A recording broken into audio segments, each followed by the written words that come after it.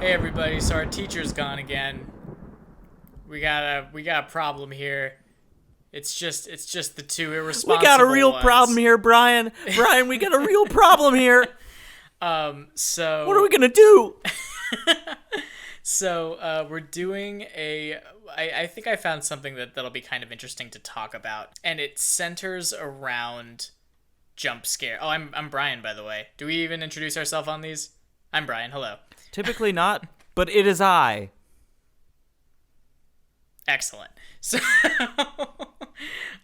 so I've found an article here. It's a nolaweekend.com article, not a nolandweekend.com, but a Aw, Nola damn, weekend. nothing's better than a Noland weekend, though. I figured there are several things that are probably better, but here is the. We haven't had a Noland weekend in probably about well over a year. Oh God, we haven't seen one of those in not since the first age, I would say. Is NOLA referring to New Orleans? To is that NOLA? Yeah, that's typically NO, New Orleans, LA, Okay. Louisiana. Okay, wait. That's I typically it. am looking at the banner right now, and it is a series of incredibly New Orleans-based images. So Hell yes, yeah, okay. I love that this random. Yeah, okay. Let's This do is this. a Let's get random into this. horror article that is on Fox 8 Local First's NOLA Weekend. Sick. Cool. Let's Okay. fucking do it. So, this is an article called "The Top 10 Scariest Movies of All Time According to Science." Okay. According to science. Okay. According to now, science. is there a man named who is if there was a man named Science, who would he be? His name would be John Science, and he would be the embodiment of all of the science that has been done up to this point in a physical form, kind of like how Captain Planet is the embodiment of love, Love? eco, Yeah, I think it's love. eco-terrorism. Perhaps. Okay, yeah. Who plays John Science? John Science is me, and I am him, and I'm here to take you Oh. on a journey through science. Okay, so Michael Cera. All right, let's get into the Okay. list. So, a scientific study done by a broadband comparison website in the UK, that's weirdly vague, has set out to determine the scariest movies of all time. So a British science group This, did this study, and now a New Orleans newspaper is reporting on it. this feels like the setup for like a weird psychological horror thing. Right? Yeah, for sure. The Science of Scare. The study tracked the heart rates of participants as they watched a curated list of 50 of the best horror films ever made. The results show which movies elevated the average heart rates of participants and even tracked the highest spikes of each movie to determine which films had the biggest jump scares. The description on Broadband Choice's website reads, "Is there anything better?" Oh, hold on, all right, I'm gonna read this in a voice. What voice should this article have? What does John Science sound like? Okay, this is the voice of John Science. No, that is not what John Science sounds like. That's Ralph the Arrow. You're right. Okay. Is there anything better than a night in with the lights off and a truly terrifying movie that gets your heart pounding? We don't think so. That's why we've explored the science of scare with our experiment to categorically find the scariest films for your scary movie night. Our team studied critics' lists and Reddit recommendations to curate 50, the two top sources. Oh, sick. The greatest things of all. Those are the most like peer-reviewed things about horror movies, probably. Yeah, for sure. To curate 50 of the best horror films ever made before subjecting them to our test subjects. Wait, doesn't Now, that mean you're subjecting the films to these terrible test subjects? You kind of right now, Brian. You Yeah. kind of sound like you're an automaton at the Carousel of Innovation at Disney World. Right. Well, the thing about that makes sense for John Science. well, the thing about Jonathan Science is that that's where he got his start. And now he's kind of Oh. risen up the ranks and killed so many Disney security guards to escape, and he has become a scientist in his own right. Oh, cool. He became sentient. He did, yes. That's cool. Good for him. Yeah, so maybe you watch your shit around this guy. Yeah. Yeah.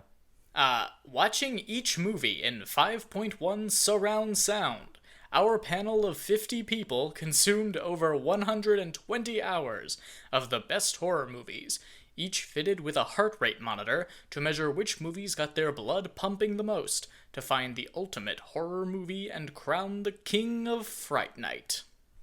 Okay, so now we go into the list here.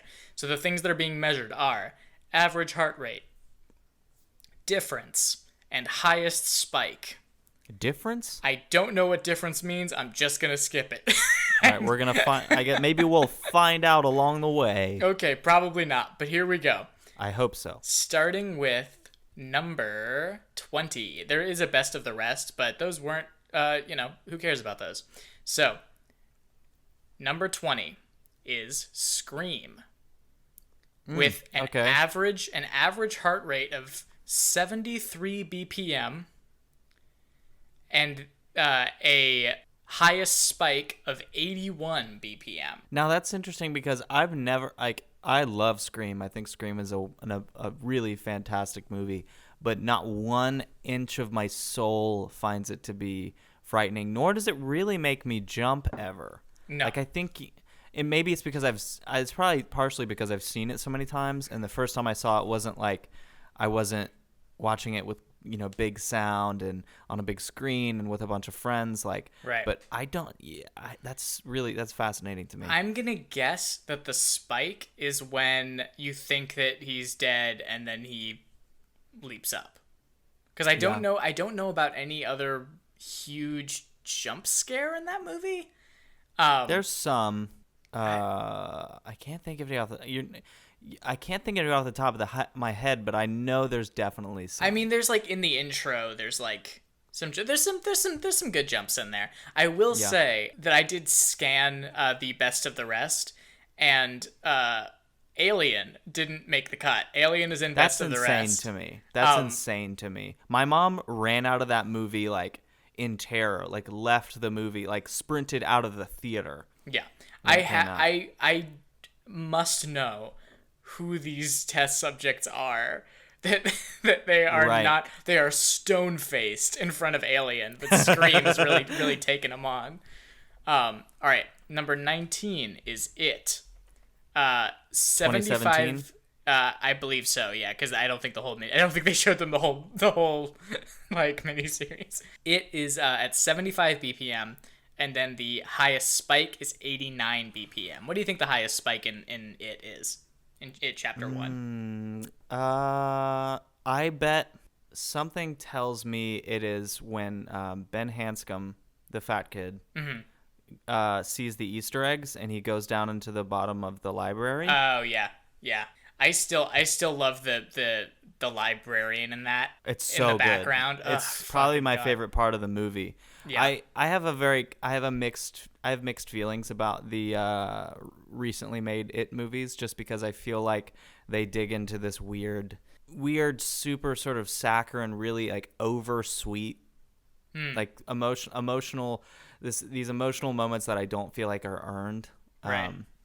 But I do think some of the stuff is really good, and I think they're decent movies. But yeah. I'm also a huge fan of Pennywise. We've talked about that before. I think Pennywise is an amazing character. But yeah. We can gloss over some of these also. I like the bit where they beat him up with the tire iron. Okay. Yeah, it's great. But see, here's my problem with that. Is they don't make you hate Pennywise in the movie. I can see that. I can see that. I feel like it's less of a hating Pennywise and more of a I've been scared this whole time and now we're just gonna beat him up. Right. And I think that really worked for me. Yeah, I kind of just get this feeling of oh, come on, guys, that's a little much, isn't it? No, absolutely not. What are you talking about? Were you on Pennywise's side? I wasn't on his side necessarily. Hashtag Pennywise did nothing wrong. Hashtag Pennywise did nothing wrong. Okay. There are a bunch of these that have just are sitting at 77 BPM as the standard.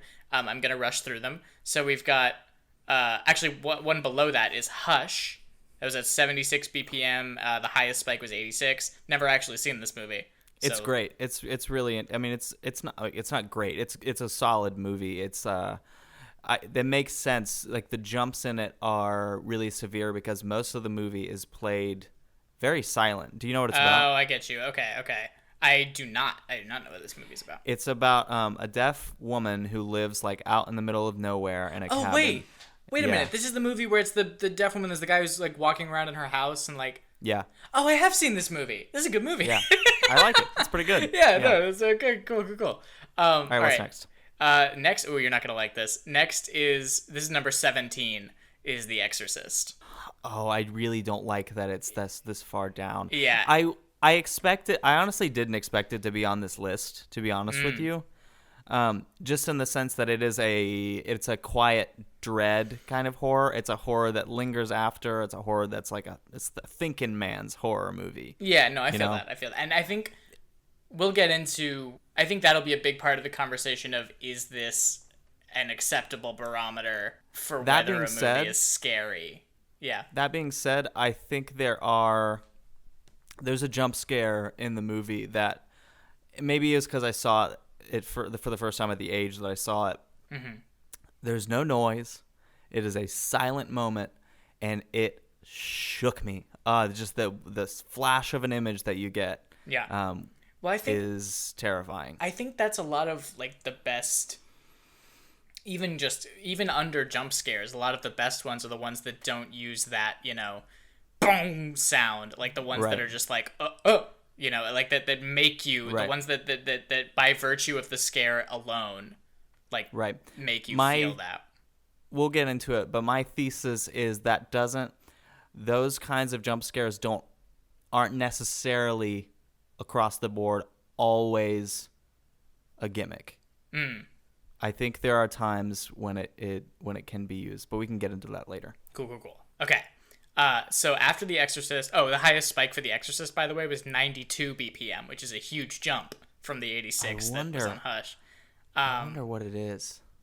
Then I hope it's the moment that I've talked about, but then we've got 28 Days Later, 77. Mm-hmm. It's tied at the average, and it's like 3 high. It's 95 BPM at the spike. We've got Texas Chainsaw Massacre, 77 also. Yeah, the original. 98 BPM is the spike. We've got Halloween, wild to me. Well, no. It's a little bit wild to me that's higher than... I'm trying to think of jump scares in Halloween. There aren't that many. I can think of one or two. I don't know It is kind of stressful. It is... I would say the end, like the last third of the movie is stressful to where you'd get to a spike and you'd kind of linger in that area. Your heart would race for a while, But I think the thing with Halloween, I think the reason it's at like 14 on here is because you're with him for so much of the time, and he's like methodical and like slow, and that doesn't really lend itself to like a super high heart rate, I would say. Right. Another thing, like Texas Chainsaw Massacre, there's a couple jump scares in it, but that's another one like The Exorcist that no one really realizes that movie, I honestly think, is a little bit of a thinking man's horror movie as well. Meaning just that it's got ideas in it that linger with you, that make you uncomfortable. The movie is so much more quiet than people think that it is. Like it is not. It's not really this sort of gore fest that for some reason it's become known as, and I think it's probably because the remakes have been gore violence festivals rather as a manner with which is to adapt it to the early 2000s. But I saw the only time that I've seen the Texas Chainsaw Massacre was it was in a theater, and it was a print that was like super damaged, so the entire film had this like red tint to it.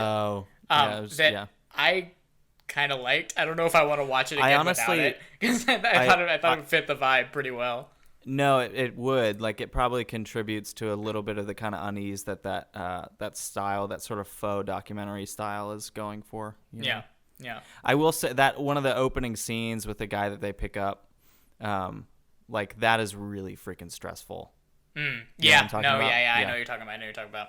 I do think it's interesting that, okay, so number 13, right above Halloween, is A Nightmare on Elm Street. the original. 78 BPM is the standard. 104 is the highest. Interesting. I don't know where that... I mean, there were a lot of big jumps in that one. Right. But I think it's interesting that 3 of the 4, like, kind of that very specific era of horror of A Nightmare on Elm Street, Halloween, Texas Chainsaw Massacre are all right next to each other on this list. Those are kind of the big 3. Well, you can count. I guess you count Friday the 13th. Friday the 13th like in terms of quality is much below those 3. Yeah. Another thing. That's another. I mean, I feel like the first of all of these series, maybe minus Halloween, are all sort of misunderstood in a sense that, like, Freddy became a comedy icon. Right. Rather than, like, there is certainly Freddy comedy in the first movie, but it is not as prevalent as it becomes later on. Like, he's not quipping as much as he does in the future. Yeah. No, for sure. It's a brilliant movie. I haven't seen it in a long time, but it's a brilliant movie. Yeah. And then we've got A Quiet Place. 78 BPM, 122 is the highest. I don't like that movie. I like A Quiet Place. Why don't you like A Quiet Place? The ending ruined it for me. The shotgun? It was so fucking stupid. I hated it. I like it. I get why you wouldn't. Yeah. I think what John Krasinski's character does, like, I think that's really great. Yeah, the ending, gosh, I saw it one time, but the ending just truly, like, blew the film up for me. I was like, fuck that. Like, what the hell? Nah, I'm all about it. I think every film should end with someone cocking a shotgun. It does have a sequence in it. It has a sequence in it that I think is genuinely really stressful and really effective. Which is her having to give birth, completely silently. I think that scene is amazing. I think that the film in general does a really good job of just, like, keeping your heart rate, like, vaguely elevated the entire film. And then when you look back, there weren't a huge number of jump scares. I think it's got a really solid tone throughout. Yeah. And possibly until the shotgun moment. Yeah, I think that's maybe it. Is it has a very solid tone of a somber horror movie, and that, to me, the ending feels so suddenly schlocky, and I wasn't down for that. Yeah, I feel that. Yeah. Then we've got at number 11, just outside of the top 10, The Ring. 79 BPM, 107 BPM is the. I know exactly what moment it is. Which one? It's when Naomi Watts has come to, like, it's not a party, but all the people are hanging out at the house after the funeral near the beginning of the film. And I think it's her cousin. I love this movie. I should know this. But she says, I saw her face. And then it just cuts to the dead body of the girl that everyone's mourning. Yeah. And it's like the sound and the image and how fast it is like, oh, it's deeply upsetting. It's amazing. It's a really great jump scare. Yeah. A lot of people talk about that jump scare as if it's, like, the best jump scare in cinema history. That is a very earned spot, I would say. Probably maybe be higher compared to a couple of the ones that I'm about to talk about. Okay, here's number 10, The Visit. 79 BPM and highest spike at 100. Get the fuck out of here. Yeah. Who cares? I couldn't care less about a movie less than I care about The Visit. Like, whatever. Honestly, I think a lot of the ones in this top 10 are going to bear out my thought that this is one of the worst ways that you can judge what the best horror movie is. Yeah, 100%. Number 9, The Descent. 79 BPM, 122 BPM highest spike. The Descent slaps. Yeah, I guess. I don't know. I think the performances are all a little wonky, but the scares and the stressful situations that it puts them in, and the way that it films them, the way that the sound is designed, for me, it really works. I like The Descent a lot. I get pulled out of The Descent. I think the moment when we first see what these creatures are that are with them, like when we see that flash and we see it, like, right behind her, great, and I think everything leading up to that is sort of pretty solid. I think that there's moments, like periods during the film, where you have a really solid tone and there's some really fun moments and situations, but overall it just doesn't hang together for me. I think the writing for the character drama itself is very good. I don't think we're talking about a director who's super great with actors. We're talking about he directed the David Harbour Hellboy movie, if that tells you anything. Oh yeah, I have a special place in my heart for that not very good movie. But I think there is like good drama that wasn't mined super well. However, they make up for it in the claustrophobia and some of the situations that they put the characters in with those creatures. I do know people who can't watch this movie because of the claustrophobia of it, and I think like the moment when she's like halfway down that like incredibly tight space, she can't go back and she has to go forward. Yeah, one of the most stressful moments, and you're seeing the rocks kind of crumble a little bit. Right. Like there's moments like that are fantastic. Yeah. Also, is the director that you were talking about Neil Marshall? Neil Marshall, that's right. what it was. Okay. Yeah. I remember we watched that like 3 years ago at my apartment with a big group of people, and I was there. I remember that. Yeah, we're so stressed during that. Did we make it through it? I don't think we did. I think we got maybe about 60% of the way, and then we were all too drunk to finish it. All right, then we've got right above the Descent, we've got a gay icon, the Babadook. Oh, yes. 80 BPM, yes. 116 BPM spike. I mean, is this movie good? Yes, I think this movie's great. I genuinely can't. I've seen it like twice, and I genuinely can't tell. I think it's great. I think it does the kind of thing that WandaVision does to some extent, but it does it through the lens of horror. It's telling a very similar story, I think. Interesting. Yeah. I guess you're... Yeah, it is. It is basically the grief. Same story as WandaVision. Yeah, in a way. I think there's things that are genuinely, really that I haven't seen it in. Let's see, probably about 5 years, but the still like the Babadook that lingers with me. I still have it. Like, I think it's interesting. I don't think for a lot of the kind of creatures in recent memory, I don't think for like characters like Pennywise and stuff, I don't think we've had as much of a decline in how scary they are just based on popular culture. Like I think that Pennywise is still like as scary as, you know, when those newer movies came out. Like there's not like a lot of like, even with the memes, like these, you still go back and it's like, yeah, that's scary. The Babadook has, I think, been memed to an extent for me where he's kind of just, it's hard for him to be scary to me anymore. And that's not the movie's fault at all. But it's, there's just such a funny image of the Babadook in my head that it's hard for me to like get into the movie now, which is a shame. I can think of two Babadook memes. One is it's like this fake CNN page. Yeah. And it's like the Republican National Convention, and the headline is just, "It's the fucking Babadook!" Which is like, that shit's hilarious. And the other one is just someone who like thought it was a costume party, but just showed up to a normal party dressed as the Babadook. I mean, just the fact that Netflix accidentally placed the Babadook under LGBT like romantic comedy. So that's where that came from. That's where the Babadook is a gay icon comes from. That's hilarious. It was placed under like LGBTQ movies. That's amazing. I love that. Babadook said gay rights, and no one can take that away from him. Okay, next we've got number 7, The Conjuring 2, 80 BPM, 120 BPM. There are some jump scares in this movie that, whoo boy. I've never seen this. Would you say that it is good?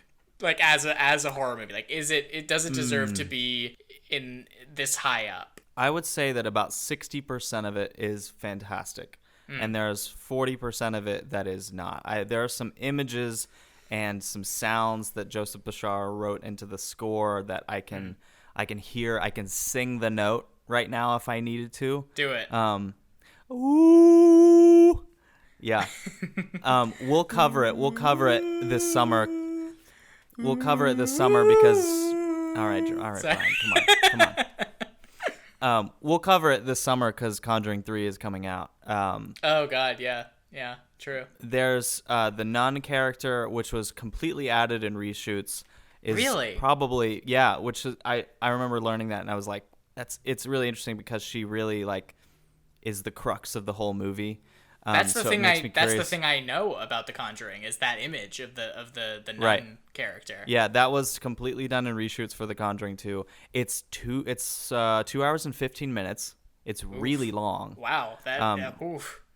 Basically, James Wan said he wasn't going to do it, and then Warner Brothers was struggling to find a director that wanted to do it, or that they liked their vision for how they would do it. And they eventually went back to James Wan. And he was like, "All right, well, if I'm gonna do this, you're gonna let me do whatever I want." And he wanted to tell a love story, and to some extent, the movie is a love story. And that love story was called Aquaman. Aquaman with Patrick Wilson. But there's jump scares in it that I can picture right now that would get your heart rate that high for sure. Yeah, I feel like a movie that long with a tone like that is gonna kill. Like if 2.5 hours of 80 BPM, 120 BPM heights. Carol might have a heart attack. Yeah, that would kill Carol for sure. Okay. Again, for the fifth time. Well, for the fifth time. Number 6, we've got It Follows. 81 BPM, 93 BPM highest spike.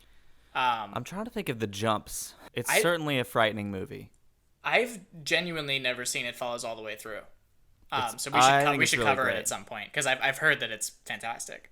It is really fantastic. I'd be interested what the conversation about it would look like because it's so good. There is a scare that I can think of, and it's near the beginning of the film. Did you get to the point where the excessively tall man suddenly walks out of the shadows? I've seen images of the excessively tall man. Yeah. In context, it really, really works. Okay. Yeah. Now we're in the top 5. Oh, boy. Number 5. I want you to guess. We haven't heard it yet. What do you think number 5 on the jump scares is here? Oh, man. I want you to guess what your number 5 thought would be and what your number 1 you think is. Like the highest BPM movie. Like the highest jump scare movie. I think the first Conjuring will be in the top 5. Okay. Oh, gosh. Why am I blanking on horror movies right now? It's that thing of what's your favorite movie and you can't think of a movie that's ever been made. Right. 7. Ooh, okay. Is it in there? Maybe. That is a fascinating choice though. All right. There's a jump scare in 7 that is like really iconic and is absolutely horrifying, so. Yeah. Yeah. No, that is a solid choice. So you're thinking The Conjuring and 7. Number 5, Paranormal Activity. 82 BPM, 127 BPM spike. Jesus. 127. Oh. Is the Blair Witch Project in there? Let's include that in your list of guesses. My trio. Yeah. Blair Witch is a great pick. That you would think. Yeah. It doesn't surprise me that Paranormal Activity is in it. I don't like those movies in the slightest. Yeah. But I would say that, especially at the time that they came out, other than Blair Witch, there weren't a lot of movies that explored that style of filmmaking. And Blair Witch or Paranormal Activity took the jump scare thing, which was really brought into fashion in the mid 2000s, and put it with the found footage thing. Yeah. And I think it was probably really distressing for people that saw it at the time. So. No, for sure. It gets a lot of points knocked on it for being like part of that whole very easy throw things at a camera sitting on a table, whatever. Right. But the fact that it started that entire it was a genre money making machine of it's. I think the first Paranormal Activity is really solid. Yeah. It's why Blumhouse really can exist now. Yeah. So. Yeah. It's I've heard someone compare Paranormal Activity to the Fast and Furious movies, where every couple of years one's going to come out and you can reliably assume it's going to be exactly the same as the last one. Yeah, exactly. You know exactly what to expect. I wonder if this list wasn't curated, how many of the top 10 would be Paranormal Activity movies. Right, yeah. But, okay, number 4, Hereditary. 83 BPM God, standard, 109 BPM top. Yeah, that's fair. I still feel queasy about Hereditary in my soul. No, that makes total sense. And I would say that for me, Hereditary does jump scares and like high stress scares. I think there's a slight difference there. There's like jump scares that like are more than just a single moment, and I think Hereditary does those really high stress, you know, like 10-second stretches of like you know. Hereditary does lose its, much like I think worse than A Quiet Place. Hereditary loses its goddamn mind in the last 10 minutes. It does. It is absurd. For me, it feels a little more earned because I feel like it's laid seeds for that tone a little bit better than something like A Quiet Place does. Yeah. I mean, it's still a shark. It's a shark that has been leaped. Yeah, there's some big leaps that happen in there at the last 10 minutes. What I think is cool about jump scares in Hereditary is that they're totally generated by the viewer themselves. Yes. So Ari Aster will put Toni Collette up in the ceiling, in the corner of the ceiling, and he doesn't make a sound. He just lets the image sit there for a good 30 seconds, and the jump scare comes whenever you naturally notice it, and I think that's awesome. No, that is my absolute favorite kind of jump scare, because that's a jump scare that is earned by, like, we're putting everything in the frame, we're giving you all the pieces. You know what it's like to me? It's like the difference between a good mystery and a bad mystery. Where in a bad mystery you have Sherlock Holmes like come into a room and be like, oh well, obviously the killer used this specific kind of honey because it's from this place in the world, and you would have absolutely no way of guessing what was going to happen in the mystery because you just couldn't have had that information. And a good mystery is when you come into a room and all of the pieces are there, and you could, if you were paying enough attention or if you were, you know, super smart, or you could figure it out, you could put those clues together to come up with the answer. Right. And I think that's the difference for me. Okay. Then we have our final 3. Number 3, The Conjuring, 84 BPM, standard, 129 PM highest spike. Yeah. That's fair.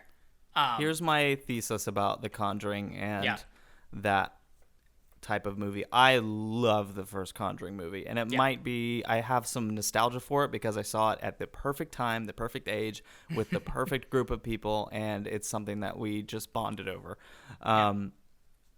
There are a number of these are the kind of jump scares that I think that use the loud noise, the startling technique, and for the most part I think you can justify them as earned. One being when the demon Bathsheba is on top of the girl's dresser and they notice her. How I interpret it and how I would justify it if I was doing that as a filmmaker is when you are startled by something, the brain triggers a response that is equivalent to a loud sound like that. And if you were to turn as this character and see that on top of your dresser and have that jump down towards you, your response would be the equivalent of what that sound feels like. And so that's how I justify that. I think that's totally fair. I think that my counter to that is that I don't want the movie to tell me to have that reaction. I want the movie to give me that reaction. I want to feel that moment myself and not be hit in the head with a frying pan. Right. See, I think we would just disagree on. I don't necessarily see it as telling, and if you see it as telling, I think we just disagree on that. But that's no. Fine. I think that's totally fair. I think that I don't think either of us is wrong. I think it's really just what you come in with expectations for when you're watching a horror movie. Because I think a lot of people like Paranormal Activity makes a fucking $1 billion. Right. It's people go to see that because it's a roller coaster and you're looking for that. And that doesn't necessarily mean that every horror movie that uses the pots and pans thing is cheap. I don't even think that. But yeah, I think it's a different kind of product. Yeah. I also think I enjoy the sort of adrenaline fuel thing of right after the jump scare and you've recovered from it. Yeah. I kind of enjoy that feeling to some extent, so that might be why I'm a little bit more forgiving towards that style of horror. No, I feel that. Okay, top 2. Number 2, we've got Insidious. 85 BPM average heart rate. 133 is the highest spike. Holy shit. Jesus Christ. Now, full transparency, we recorded an episode on Insidious earlier this week. So it's fresh in our minds. I want to know what moment. The reason we're doing this right now is because the Darth Maul demon from Insidious crawled out of the TV and messed up our audio. Right, and so it's going to take us a while to soothe that, but eventually you'll get our episode on Insidious. Yeah, which will be great. We'll finish it. It'll be a really good episode. Yeah. I guess it's got to be when they're all sitting around the table. Yeah, that's got to be it. It's either that or there's that very specific moment that everybody talks about. Where it's, the shot of the guy and you see half of Darth Maul's face in the background. That's the one I'm talking about. Yeah, the one because they're all sitting at the dinner table. You're not talking about the the special seance table where the woman wears the gas mask and the little boy pushes them all against the wall. I should have thought that you would have thought that's what I meant when I said the table. No, I meant half of Darth Maul's face behind Patrick Wilson. Which I gotta say, in context for me, not nearly as scary as the image itself. I think if you saw it in theaters in 2010, it would have hit you. It is true that I was waiting for it. I was waiting for it, which kind of defeats the purpose of it, I guess. We should, you should watch the first trailer for Insidious. It's a awesome trailer. One of the best horror trailers I've ever seen. Yeah. Yeah, I'll watch that. And I like Insidious. You'll hear about the fact that I like Insidious when you listen to our episode on it. But the trailer is so good, and the movie doesn't live up to how good the trailer is. Yeah, that's an entire genre of movie. The peak could also be when she goes to check on the baby, and there's that face in the window. That could also be. That was the best jump scare for me. That rocked me for sure. Yeah, okay. That Carol literally screamed at that moment. So yeah. I threw some fucking raspberry flavored beverage somewhere. Right at me, right at my face. Are you ready to hear what the number 1 is? Yeah, I'm scared. I'm scared I'm gonna be really disappointed. Are you? What's your heart rate looking like? About Insidious levels. Ooh, so you're dying. I think I should probably call an ambulance. Okay. The number 1 horror movie with a resting BPM of 65. Oh, it's just the average. Okay. The movie BPM of 86. Mm-hmm. A difference of... that's what the difference is. It's between resting BPM and movie BPM. The difference is 32. Okay. And the highest spike is 131. The film is... Sinister.